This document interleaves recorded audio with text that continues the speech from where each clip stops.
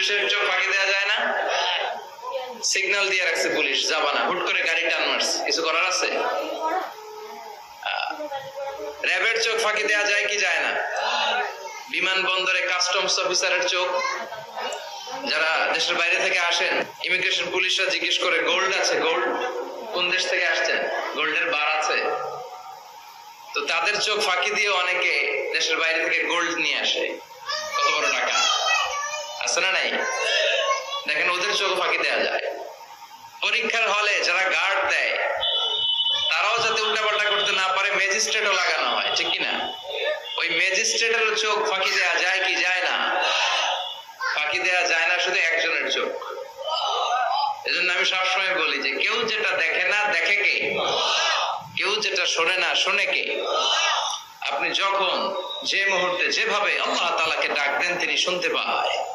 নাকি মাঝরাতে ডাক দিলে শোনে না? তুফানে পড়ে ডাক দিলে শোনে না? ভূমিকম্পের মাঝখানে ডাক দিলে উনি শোনে না? এই বিশাল ৭ আকাশ, ৭টা স্তরের জমিন, এই ৭ স্তরের জমিনের নিচে কোন গোপনতম প্রকোষ্ঠে কোন একটা বক্সের ভিতরে যদি ছোট্ট একটা মাকড়সা বা পিপিলিকা হেঁটে বেড়ায়, আল্লাহ বলেন আমি ৭ আকাশের উপর থেকে, আমার আরশের উপর থেকে ওই পিঁপড়ার পায়ের আওয়াজটাও শুনতে পাই। এজন্য বিপদে পড়লে, মন যখন বিষণ্ণ থাকবে, দুঃখের সময়ে আমরা চাইবো কার কাছে? সব সময় প্রশংসা করব কার? ইযা সাআলতা ফাসআলিল্লাহ ওয়া ইযা ইসতাআনতা ফাসতাইন বিল্লাহ। যখন সাহায্য চাইবে আল্লাহর কাছে চাও, যখন কোনো কিছুর প্রয়োজন হবে আল্লাহর কাছে চাও। বিষ্ণু বলেছেন তোমার পায়ের জুতার ফিতাও যদি ছিঁড়ে যায়, মুচির দোকানে যাওয়ার আগে, জুতা ছিঁড়ে গেছে, মুচির দোকানে তো যেতেই হবে, কিন্তু মুচির দোকানেও যাওয়ার আগে চাইবা কার কাছে? আল্লাহর কাছে। এটা হচ্ছে মুমিনের বিশ্বাস, অগাধ বিশ্বাস থাকবে তার আল্লাহর উপর। যে কোনো পরিস্থিতিতে মুমিন এটা বিশ্বাস করে যে এই ক্রাইসিস থেকে একমাত্র আমাদেরকে উত্তরণ করতে পারেন একটা সত্তা, চিল্লায় বলেন তিনি কে? জন্য সব সময় আমরা তার প্রশংসা করব। আল্লাহর প্রশংসা কি কম কম না বেশি বেশি? বেশি বেশি প্রশংসা করলে খুশি হয় কে? লা ইন শাকারতুম লা আযীদান্নাকুম ওয়া লা ইন কাফারতুম ইন্না আযাবি লাশাদীদ। যদি আমার শুকরিয়া করো, আমাকে যদি থ্যাঙ্কস দাও, তাহলে আমি আল্লাহ তোমাকে নেয়ামত যা দিয়েছি আরো বাড়িয়ে দেব। আর এত কিছু দেওয়ার পরেও যদি নাশুকরি করো, তাহলে জেনে রাখো আমার শাস্তি বড় ভয়ানক। আমি আল্লাহ সব সময় ধরি না, ধরলে ছাড়ি না। ধরে ধরে ধরে না, ধরলে আল্লাহ। মনে থাকবে এই কথাগুলো? আল্লাহ ইজ ওয়াচিং মি, মনে রাখবে। অনেকে আমাদেরকে প্রশ্ন করে যে হুজুর আমি 5 ওয়াক্ত নামাজ পড়ি, ইয়াং ছেলেরা, আমি ইয়াংদের কথা বুঝি, ইয়াংরা আমার কথা বুঝে, আমি নিজেই তো ইয়াং, বুঝতে তো হবেই। তো অনেকে আমাকে প্রশ্ন করে যে হুজুর আপনাদের আলোচনাগুলো শুনে আমার জীবনের মোড় পরিবর্তন হয়েছে, কিন্তু এই পর্নোগ্রাফির করাল গ্রাস থেকে আমি নিজেকে বাঁচাতে পারছি না। আমি নামাজও পড়ি, আবার অশ্লীল ভিডিও দেখি। আমি সকালে তওবা করে বিকেলে দেখি, বিকেলে তওবা করে সকালে দেখি। এরকম সমস্যা আমার অনেক যুবক ভাইদের আছে না নাই? তোমাদের যাদের এই সমস্যা, তাদের মোবাইলের ওয়েলকামিং নোটে তুমি লিখে রাখবে আল্লাহ ইজ ওয়াচিং মি, মানে আল্লাহ আমায় দেখছেন। তুমি যে ল্যাপটপ ইউজ করো, ওই ল্যাপটপের এক পাশে টাইপ করে তুমি লিখে রাখবে আল্লাহ সুবহানাহু ওয়া তাআলা ইজ ওয়াচিং মি, তিনি আমায় দেখছেন, তিনি আমাকে প্রত্যক্ষ করছেন। পৃথিবীর কেউ দেখে না, দরজা বন্ধ করে, লাইট অফ করে, জানালার পর্দা নামিয়ে দিয়ে একা একা লুকিয়ে লুকিয়ে অশ্লীল ভিডিও আমি দেখছি, কেউ দেখে না, দেখে কে? এজন্য আল্লাহর ভয়টা মুমিনের অন্তরে সব সময় থাকা চাই। আল্লাহর ভয় যদি কোনো মুমিনের অন্তরে থাকে, সে মুমিন কখনো পথ ভুলে যায় না, ঠিক কি না? যাদের হৃদয়ে আছে আল্লাহর ভয়, তারা কবু পথ ভুলে যায় না। আল্লাহর প্রেম ছাড়া এই দুনিয়ায় কারো কাছে কোনো কিছু চাই না। পড়েন সবাই, যাদের হৃদয়ে আছে আল্লাহর ভয়, তারা কবু পথ ভুলে যায় না। আল্লাহর প্রেম ছাড়া এই দুনিয়ায় কারো কাছে কোনো কিছু চাই না। রাতের আধারে যারা সেজদাতে রয়, দু চোখের শ্রুতে নদী যেন বয়। ছলনার হাতছানি যতই আসুক, পেছনে ফিরেও সে তাকায় না। যাদের হৃদয়ে আছে আল্লাহর ভয়, তারা কবু পথ ভুলে যায় না।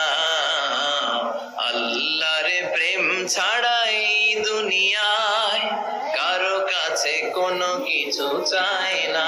চিল্লায় বলেন ঠিক কিনা? আল্লাহর ভয় এটা অনেক দামি জিনিস। এটার নাম হচ্ছে তাকওয়াল্লাহ। এটার নাম কি? তাকওয়া।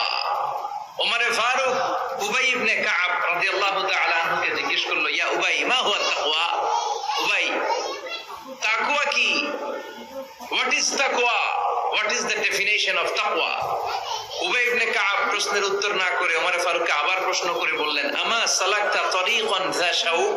হে আমিরুল মুমিনিন, আপনি কি কাঁটাযুক্ত কোন রাস্তা দিয়ে, এমন রাস্তা যে রাস্তার ডানে বায়ে সামনে পেছনে ক্যাকটাসের গুলমলতা, খালি কাঁটা, এই কাঁটাযুক্ত কোন রাস্তা দিয়ে কি আপনি কখনো হেঁটে যান নাই? ওমরে ফারুক বললেন, বালা, আমি হেঁটে গিয়েছি। উবাই বললেন, ওই রাস্তা দিয়ে হাঁটার সময় আপনি কেমন করে হেঁটেছেন? ওমরে ফারুক বললেন, ইজতাহাদতু ওয়া ইশতামারতু, আমি এমন ভাবে হেঁটে গিয়েছি যাতে আশেপাশে ডানে বায়ে কাঁটা আমার গায়ে না লাগে, আমার জুব্বায় না লাগে। আমার জুব্বাটা ধরে আটো সাটো করে সন্তপর্ণে খুব সচেতনতার সাথে আমি হেঁটে গিয়েছি যাতে কাঁটা গায়ে না বিধে। উবাই বললেন, হ্যাঁ হুয়া তাকওয়া, এটাই তো তাকওয়া, এটাই তাকওয়া। এমন ভাবে পৃথিবীতে আপনাকে চলতে হবে যাতে শয়তানের কোনো হাতছানি, কোনো পাপ, কোনো পঙ্কিলতা, কোন ধরনের অশ্লীল বিষয় আপনার গায়ে পৌঁছতে না পারে। এটাই তাকওয়া। বিশ্বনবী একবার খেজুরের ডালা ভেঙে মরুভূমির মধ্যে একটা দাগ টানলেন, লম্বা দাগ টেনে সাহাবাদেরকে বললেন, হাযা সিরাতুল মুস্তাকিম, এটার নাম সিরাতুল মুস্তাকিম। তারপর ডানে বায়ে দুই দিকে অনেকগুলো ছোট ছোট দাগ কাটলেন, বললেন, হাযিহি সুবুলুশ শায়তান, ডানে বায়ের রাস্তাগুলো এগুলো শয়তানের রাস্তা। ডান দিক থেকে বাম দিক থেকে তোমাকে শয়তান হাতছানি দিবে। গানের কনসার্টে চলো, দুম্মা চলে ধুম দেখতে চলো, জুয়াবাজিতে চলো, নিষিদ্ধ পল্লীতে চলো, একটার পর একটা হাতছানি আপনাকে ডানে বায়ে সামনে থেকে পেছন থেকে আপনাকে গ্রাস করে ফেলতে চাইবে। কিন্তু মুমিন যখন সিরাতুল মুস্তাকিমের পথে একবার উঠেছে, এই পথটা শুরু হয়েছে দুনিয়া থেকে, এটার ওই প্রান্তে আছে জান্নাতুল ফেরদাউস। ঠিক কিনা? এজন্য প্রতিদিন সালাতে আমরা পড়ি ইহদিনাস সিরাতাল মুস্তাকিম। যে যুবকদের এই সমস্যা আছে, পর্নোগ্রাফির সমস্যা, এটা জাতীয় সমস্যা বাংলাদেশের। বাংলাদেশের জাতীয় রোগের নাম ডায়াবেটিক্স। জাতীয় রোগের নাম কি? আর যুবক যার জাতীয় সমস্যা হচ্ছে কি? পর্নোগ্রাফি। স্মার্টফোন গুলো আমাদেরকে স্মার্ট না বানিয়ে আমাদেরকে শেষ করে দিচ্ছে। ঠিক কিনা? এজন্য আপনার একটা শক্ত সিদ্ধান্ত পারে আপনাকে জান্নাতি বানাতে, আর আপনার দুর্বল সিদ্ধান্তটাই আপনাকে জাহান্নামী বানানোর জন্য যথেষ্ট। এজন্য মুমিন মাত্রই তাকে বিশ্বাস করতে হবে, আল্লাহ ইজ ওয়াচিং মি। কি বিশ্বাস করবেন? আল্লাহ ইজ ওয়াচিং মি, আল্লাহ আমায় দেখছেন। কেউ দেখে না, কারো দেখার দরকার নাই, কিন্তু আমার আল্লাহ দেখে। ঠিক কিনা? এটাই সবসময় মুমিনের অন্তরে থাকতে হবে। এটার নাম ঈমান, এটার নাম তাকওয়া। এই তাকওয়া নিয়ে যেন আমরা মরতে পারি, আল্লাহ তুমি তৌফিক দাও। ঈমানের সাথে যেন আমাদের মৃত্যু নসিব হয়, তুমি তৌফিক দাও। বিশ্বনবী সবসময় দোয়া করতেন, আল্লাহুম্মা রযুকনা হুসনাল খাওয়াতিম, হে আল্লাহ তুমি আমার শেষটাকে ভালো করো, কারণ সব ভালো তার, শেষ ভালো যার। এরকম অনেকে আছে আজীবন ইসলামের পক্ষে ছিল, কিন্তু শেষকালে মুরতাদ হয়ে মারা যায়, আছে না নাই? আবার অনেকে আজীবন ছিল কাফের, মুশরিক, ইসলামের শত্রু, নাস্তিক, কিন্তু শেষকালে কালিমা পড়ে মারা যায়, আছে না নাই? জিহাদের ময়দানে এক সাহাবা যুদ্ধ করতে করতে কাফির মুশরিকদেরকে কচুকাটা করে জাহান্নামে পাঠিয়ে দিচ্ছিলেন। জিহাদের ময়দানে ওনার যুদ্ধ দেখে সব সাহাবারা বলল, আজকের জিহাদের ময়দানের সব সওয়াব এই সাহাবা পেয়ে যাবে। বিশ্বনবী বললেন, হুয়া ফিন্নার, ও জাহান্নামে যাবে। এক সাহাবী তো অবাক, এটা আবার কেমন কথা? জান মাল সব বাজি রেখে জিহাদের ময়দানে আল্লাহর দুশমনগুলোর একটার পর একটাকে শেষ করে দিয়ে জাহান্নামে পাঠিয়ে দিচ্ছে, আর এই মুজাহিদ ফি সাবিলিল্লাহ জাহান্নামে যাবে? How it's possible? এই সাহাবী পেছনে পেছনে লুকিয়ে লুকিয়ে দেখতে লাগলো যে আমি এটার শেষ দেখতে চাই। দেখতে দেখতে এক পর্যায়ে তিনি খুঁজে পেলেন যে সাহাবী কাফেরদের বিরুদ্ধে যুদ্ধ করতে করতে কাফেরদের বিশাল এক ঘাটির ভেতরে ঢুকে পড়েছে। সেখানে যুদ্ধ করতে করতে একটা পর্যায়ে এমন আসলো, সে মারে আবার মার খায়, শুধু মারে না, মারেও আবার মরেও। মার খেতে খেতে হঠাৎ তার ডান হাতে এক কাফের এক কোপ মেরে তার ডান হাতটা কেটে ফেলে দিল। তাকে আহত অবস্থায় রেখে দিয়ে কাফেররা অন্যদিকে চলে গেল। এই ডান হাত থেকে ব্লিডিং হতে হতে এমন অবস্থা আর সহ্য হয় না, আর কিছুক্ষণ ওয়েট করলেই তার শাহাদাতের মৃত্যু। কিসের মৃত্যু? কথা বলেন। আমাকে শহীদ করে সেই মিছিলে শামিল করে নিও, যে মিছিলের নেতা মীর হামজা খোবাইবে খাব্বাব আল্লাহর কাছে ছিল অতি প্রিয়, শামিল করে নিও আমাকে শহীদ করে সেই মিছিলে শামিল করে নিও। পড়েন আমিন। শাহাদাতের তামান্না যার অন্তরে থাকে না সে মুমিন হতে পারে না, সে মুনাফিক। মরতে তো হবেই, এজন্য আল্লাহর কাছে আমরা শাহাদাতের মৃত্যু চাই, ঠিক কি না? বিশ্বনবী বলেন শাহাদাতের মৃত্যু নিয়ে কেউ যদি বিছানায় পড়েও মারা যায়, কিয়ামতের দিন শহীদদের কাতারে আল্লাহ তাকে দাঁড় করিয়ে দিবে। তো যুদ্ধ করতে করতে ওই সাহাবা আর কিছু সময় অপেক্ষা করলেই শহীদি মৃত্যু, কিন্তু আর অপেক্ষা করতে না পেরে তলোয়ারটাকে সে মাটিতে গেড়ে ওই তলোয়ারের উপর ঝাঁপিয়ে পড়ল। পেটের এই পাশ থেকে ঢুকে পিঠ দিয়ে তলোয়ার বের হয়ে গেল, ওইখানে শেষ। তার মানে শাহাদাতের মৃত্যু হয় নাই, তার হয়েছে আত্মহত্যা। তার কি হয়েছে? সুইসাইড। মান খাতালা নাফসাহু বিশাইইন উযযিবা বিহি ইয়াওমাল কিয়ামা, যে ব্যক্তি যে জিনিস দিয়ে নিজেকে শেষ করবে কিয়ামতের দিন, ওটাই হবে তার শাস্তি। যে গলায় ওড়না পেঁচিয়ে মারা যায়, ওই মেয়েগুলো in the day of judgement, কিয়ামতের বিচার শেষে জাহান্নামে শুধু ওড়না পেঁচিয়ে মরতেই থাকবে। যে বিষ খেয়ে মারা যায়, ওর শাস্তি হবে জাহান্নামের বিষ খেয়ে খেয়ে সে জাহান্নামটাকে কাঁপিয়ে তুলবে। যে ছুরি ঢুকিয়ে স্ট্যাবিং করে মারা যায়, ও শুধু স্ট্যাবিং করতেই থাকবে জাহান্নামে। যে সাহাবা আত্মহত্যা করলেন, পেছন থেকে লুকিয়ে লুকিয়ে যে সাহাবা এই দৃশ্য দেখলো, সে দৌড়ে বিশ্বনবীর কাছে যেয়ে বলল, আশহাদু আন্নাকা মুহাম্মদ রাসূলুল্লাহ, আমি সাক্ষ্য দিচ্ছি নিশ্চয়ই আপনি আল্লাহর রাসূল। কারণ ওই সাহাবী আত্মহত্যা করে মারা গিয়েছে, তার কপালে শাহাদাত জুটে নাই। এজন্য বিশ্বনবী দোয়া করতে বলেছেন, আল্লাহুম্মা রযুকনা হুসনাল খাওয়াতিম, হে আল্লাহ আমাদের শেষটাকে তুমি ঈমানের মৃত্যু দিও, শেষ সময়টাতে তোমার নাম জপে যেন আমরা পৃথিবী থেকে যেতে পারি, তুমি তৌফিক দাও। চিল্লায় পড়েন আমিন। সব সময় মুমিন ভয় পাবে কাকে? চাইবে কার কাছে? নাকি খাজা বাবার কাছে, বড় হুজুর, ছোট হুজুর? একজনের কাছে আমরা চাইবো। চিৎকার করে বলেন, তিনি কে? তিনি হচ্ছেন আমাদের আল্লাহ। আমরা আল্লাহর দরবারে শুকরিয়া জানাই যে চমৎকার প্রোগ্রামে আল্লাহ তাআলা আমাদেরকে আসার বসার তৌফিক এনায়েত করেছেন। আসুন আমরা সবাই শুরুতে কালিমাতুশ শুকর উচ্চারণ করি। আমরা পড়ি আলহামদুলিল্লাহ। সবাই পড়েন রব্বানা লাকাল হামদ হামদান কাসীরান তাইয়িবান মুবারাকান ফীহি ইয়া রাব্বি লাকাল হামদু কামা ইয়ানবাগি লিজালালি ওয়াজহিকা ওয়া আযীমি সুলতানিকা লাকাল হামদু বিল ঈমান লাকাল হামদু বিল ইসলাম লাকাল হামদু বিল কুরআন। আল্লাহ আজকের এই কথাগুলোকে, বলাটাকে, শোনাটাকে তুমি কবুল করো। আজকের মাহফিলটাকে তুমি আমাদের নাজাতের ওসিলা বানাও। আরো জোরে পড়ি আমিন। কালা কচুয়া, ধলা কচুয়া নাই এদিকে? ধলাও আছে? কালা কচুয়া। চাঁদপুরের দিকে আবার একটা আছে কচুয়া, না? কাজীমউদ্দিন খন্দকার উচ্চ বিদ্যালয়, আলহাজ আব্দুল হক খন্দকার মহিলা মাদ্রাসা ও ফারুকিয়া হাফিজিয়া মাদ্রাসা এতিমখানার উদ্যোগে 53তম বার্ষিক ওয়াজ ও দোয়ার মাহফিল। এদিকে 53 বছর বয়স হয়েছে এরকম মানুষই কম, হাতে গোনা কয়েকজন, ঠিক কি না? 53 বছর ধরে এখানে কথা হয়, মাশাআল্লাহ।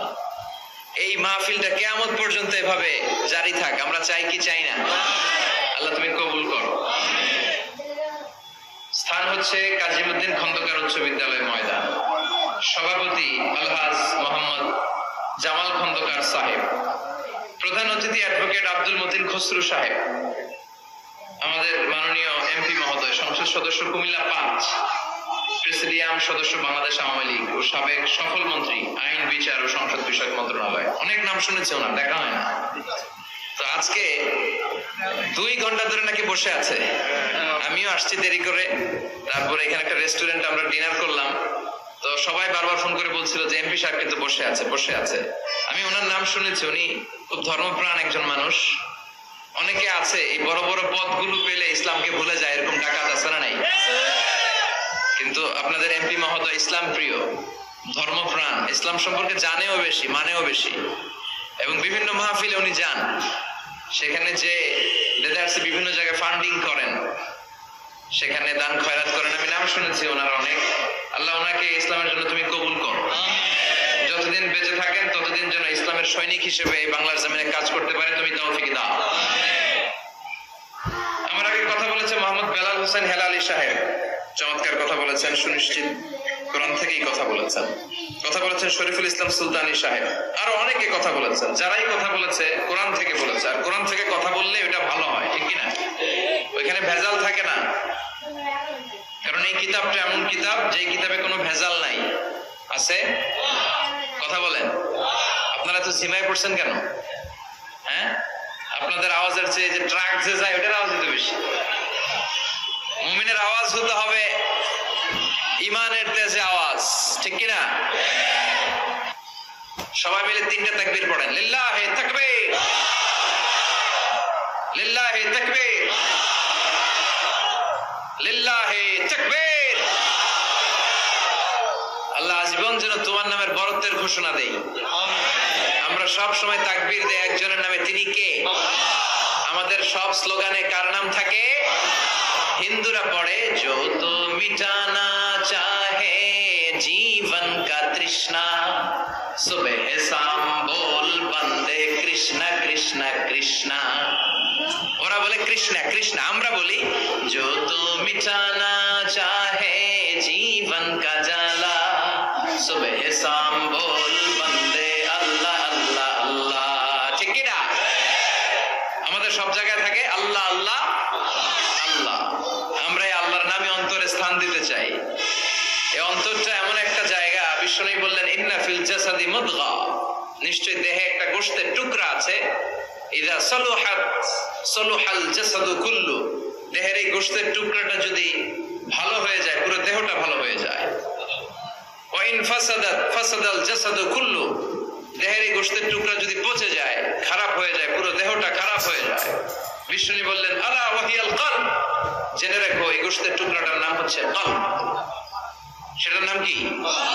এই যে বাম স্তনের 2 আঙ্গুল নিচে থাকে, এটা এই জায়গায় আল্লাহ সেট করে দিয়েছেন কলব। আলা বিযিকরিল্লাহি তাতমাইন্নুল কুলুব, কোন কিছু দিয়ে এই কলবের প্রশান্তি আসে না শুধুমাত্র আল্লাহর জিকির ছাড়া। এজন্য কলবের মধ্যে আল্লাহর জিকির বসাতে হবে। কি বসাবেন? নাকি আয়না? অনেকে আয়না বসাতে চায়, বসায় না? কি বলে? আয়না বসায় দেব কলবের ভেতর না, আয়না বসাবো না। এই কলবে থাকবে সুবহানাল্লাহ, আলহামদুলিল্লাহ, লা ইলাহা ইল্লাল্লাহ, আল্লাহু আকবার। এই 4টা জিকির সবচেয়ে সেরা জিকির, খেয়াল রাখবেন। দেখেন ইসলাম মানা সহজ। আমরা আজে বাজে জায়গায় যে আজে বাজে লোকদের কথা শুনে আমরা ভুল তথ্য পেয়েছিলাম এতদিন। ইসলাম মানাটা সহজ, একেবারে নিরেট, সোজা সাপটা, গোজামিল নাই। আল্লাহর কথা আর আল্লাহ রাসূলের কথায় কোনো গোজামিল থাকে না। সুবহানাল্লাহ, আলহামদুলিল্লাহ। আমি দুনিয়ার বুকে কঠিন বিপদে পড়েও কোনোদিন করি নাই। আমি আমার স্পেশাল দোয়াটা কিয়ামতের দিন আমার গুনাহগার উম্মতকে সুপারিশের জন্য রেখে দিয়েছি। আজকে আমি তোমার দরবারে দাঁড়িয়ে কিয়ামতের দিন ওই দোয়াটা করছি। আল্লাহ, আমার যে উম্মতের হৃদয়ে যাররা পরিমাণ ঈমান আছে, আমার একটা উম্মতকেও তুমি জাহান্নামে ঢুকাতে পারবে না। তার ছাগলের রান খাচ্ছিলেন, খেতে খেতে বিশ্বনবী বলেন আনা সাইয়্যিদুন নাস ইয়াউমাল কিয়ামাহ, আমি কিয়ামতের দিন সর্বশ্রেষ্ঠ হব, মানুষের মধ্যে সর্বশ্রেষ্ঠ সেরা আমি বিশ্বনবী। আলহামদুলিল্লাহ। বিশ্বনবী বলেন সেদিনটা বড্ড ভয়ঙ্কর, সেদিন কেউ কারো কোনো উপকারে আসবে না, বন্ধু বন্ধুর কাজে আসবে না, স্ত্রী স্বামীর উপকারে আসবে না, স্বামী স্ত্রীর উপকারে আসবে না, পীর সাহেব মুরিদরে বাঁচাতে পারবে না, মুরিদ পীর সাহেবরে বাঁচাতে পারবে না, নেতা কর্মীর পরিচয় দিবে না, কর্মী নেতার পরিচয় দিবে না, ভাই বোনকে চিনবে না, বোন ভাইকে চিনবে না, বাবা তার সন্তানকে চিনবে না, মেয়েকে দেখে মা দৌড়ে দৌড়ে পালাবে। বড্ড ভয়ঙ্কর দিন। বিষ্ণু বলবেন জমিনটা এখনকার মতো থাকবে না, পুরো জমিনটা সমান হয়ে যাবে ফ্ল্যাট। এখন তো গোল, তখন ফ্ল্যাট।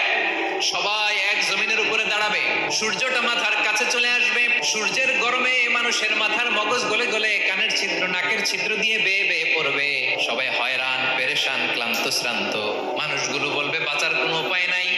50,000 বছর মানুষ এরকম দৌড়াবে, চিৎকার করবে, কাঁদবে, বাঁচার কোনো উপায় নাই। সবাই বলবে আল্লাহ যদি বিচারটা শুরু করতো, যা হবার হবে, আগে বিচার শুরু করুন। বিচারই শুরু হয় না, বিচার শুরু হইতে 50,000 বছর। আল্লাহ, 50,000 বছর, 5,000, 15,000 না, 50,000 বছরের এরকম যাবে। মানুষগুলো কাঁদতে কাঁদতে বলবে চলো আমরা আদম আলাইহিস সালামের কাছে যাই, যেন আল্লাহরে যে সুপারিশ করে আল্লাহ আপনি বিচার শুরু করেন। কিয়ামতের ময়দানে সবাই মিলে সাইয়েদনা আদম আলাইহিস সালামের কাছে যেয়ে বলবে ইয়া আবাল বাশার ইয়া আউয়ালাল আম্বিয়া, ও আদম নবী, আপনি দুনিয়ার বুকে প্রথম নবী। আল্লাহ নিজ হাতে আপনারে 60 হাত লম্বা করে বানিয়েছেন, আপনার সম্মানে ফেরেশতাদেরকে সেজদা দিতে বলেছেন।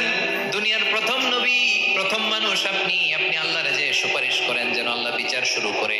আদম আলাইহিস সালাম বলবেন আমি পারবো না, কারণ আল্লাহ আমাকে একটা নিষিদ্ধ গাছের কাছে যেতে নিষেধ করেছিল, আমি ভুল করে এই গাছের ফল খেয়েছি। নাফসি নাফসি, আজকে আমার কি হবে আমি জানি না, আমি বড় লজ্জিত। আমারে যদি আল্লাহ জিজ্ঞেস করে কেন খাইছিলাম, আমার কোনো উত্তর নাই। তোমারে বাঁচাবো কেমনে আমি? নবীরা থরথর করে কাঁপবে সেদিন। আদম আলাইহিস সালাম বলবেন আমি পারবো না, মাফ করো আমাকে, আমি পারবো না। ওই যে ভুল করে গন্ধম খেয়ে ফেলেছি, নিষিদ্ধ গাছের ফল খেয়ে ফেলেছি, আমি বড় লজ্জিত, অন্তত আমি পারবো না।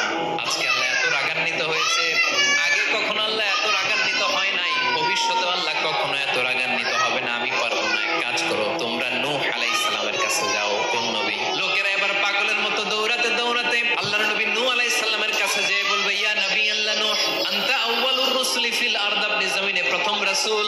আদম আলাইহিস সালাম নবী ছিলেন, রাসূল ছিলেন না। এই দুনিয়ার বুকে প্রথম রাসূল ছিলেন আল্লাহর নবী নূহ আলাইহিস সালাম।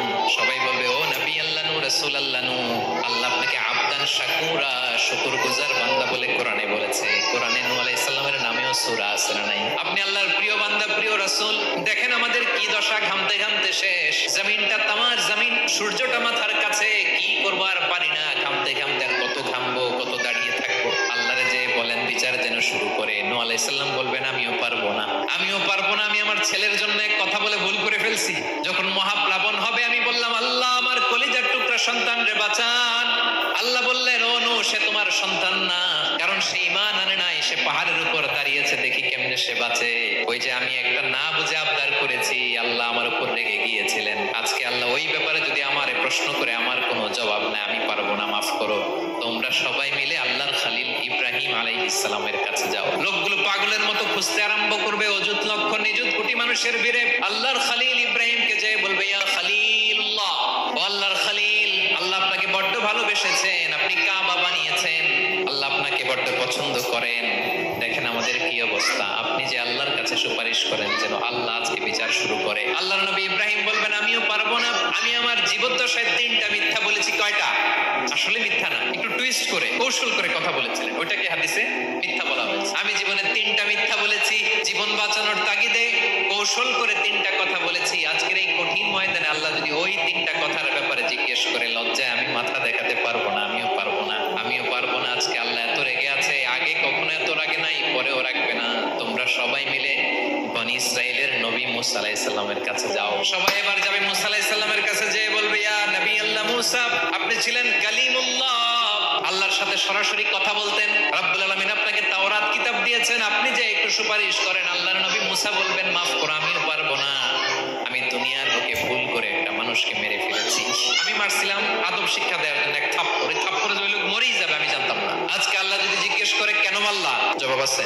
ওই লজ্জায় আমি অনুতপ্ত, আমি পারবো না, আমার এই কথা বলো না। আজকে আল্লাহ বড্ড রেগে আছে, আমি পারবো না। তোমরা আল্লাহর নবী ঈসা আলাইহিস সালামের কাছে যাও। কিয়ামতের ময়দানে মানুষগুলো পাগল পাড়া হয়ে আল্লাহর নবী ঈসা আলাইহিস সালামের কাছে যাবে, যে বলবে নবী ঈসা আপনি রূহুল্লাহ, বাবা ছাড়া আল্লাহ আপনাকে বানিয়েছেন, ইনজিল কিতাব দিয়েছেন, মৃত মানুষকে আপনি জীবিত করতে পারতেন। আজকের এই কঠিন বিপদের দিনে আপনি আমাদের সাহায্য করেন। আল্লাহর কাছে যে বলেন যেন বিচার শুরু করে। ঈসা আলাইহিস সালাম বলবেন আমিও পারবো না, ইন্নী উবিদতু মিন দুনিল্লাহ, আমার উম্মত খ্রিস্টানেরা আল্লাহরে বাদ দিয়ে আমি ঈসার ইবাদত করেছে। আমার মা মেরি আর আমাকে ডাকতো জেসাস ক্রাইস্ট, আমার ইবাদত করেছে।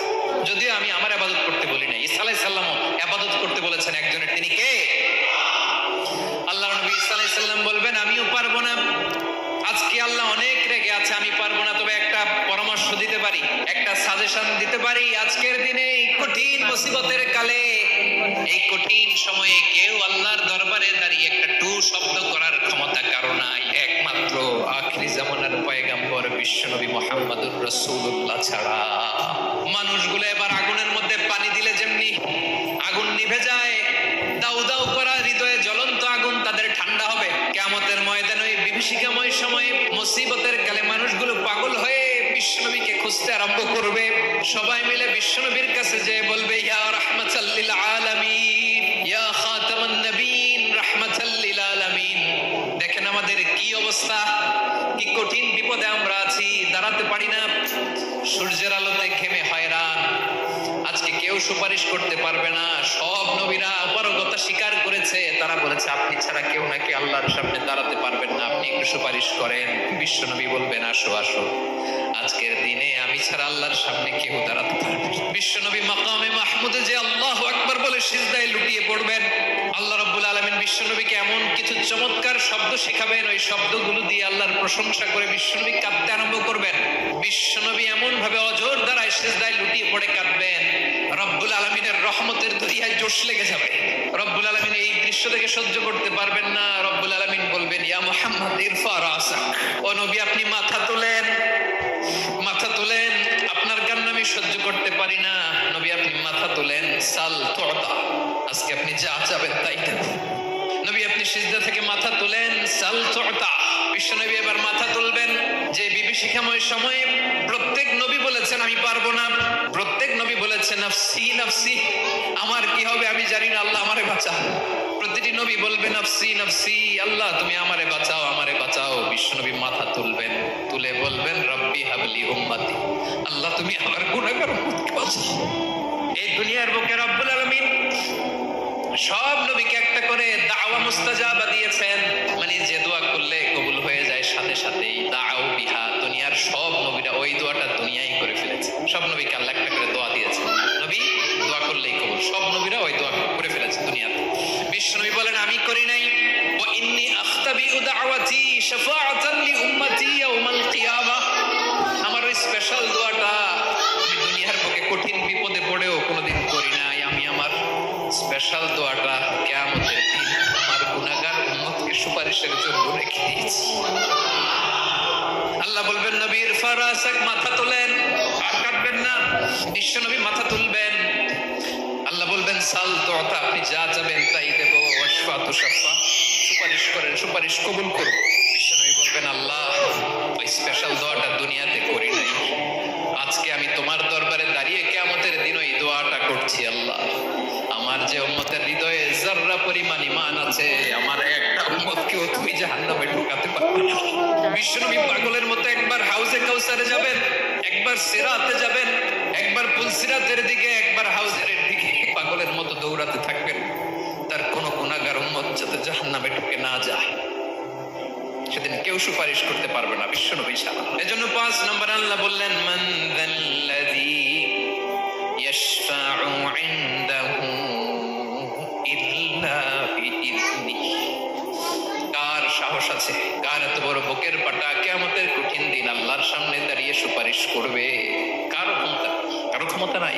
বিশ্বনবী সেদিন সিজদায় পড়ে উম্মতের জন্য কাঁদবেন, সবাই কাঁদবে নাফসি নাফসি, আল্লাহ আমারে বাঁচাও, আল্লাহ আমারে বাঁচাও। বিশ্বনবী বলবেন উম্মতি উম্মতি, বিশ্বনবী আমার জন্য কাঁদবেন, আপনার জন্য কাঁদবেন, আমাদের জন্য সেদিন কেঁদে কেঁদে